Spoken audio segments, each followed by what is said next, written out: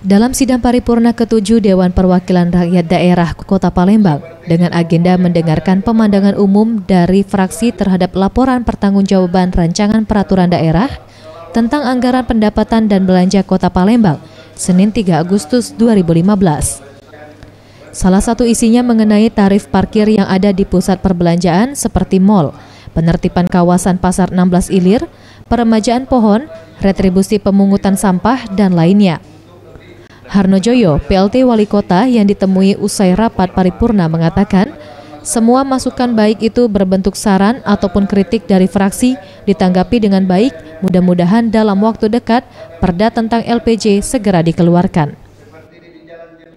Pemandangan umum fraksi-fraksi terkait dengan penyampaian LPG. LPG yang beberapa hari telah kita sampaikan. Nah, tadi alhamdulillah semua fraksi sudah sepakat untuk membahas LPG ini.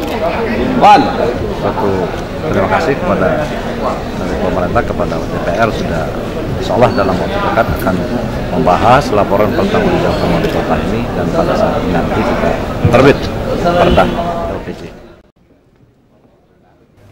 Izalisati, Gusti Putu Sumertayasa, Sriwijaya TV.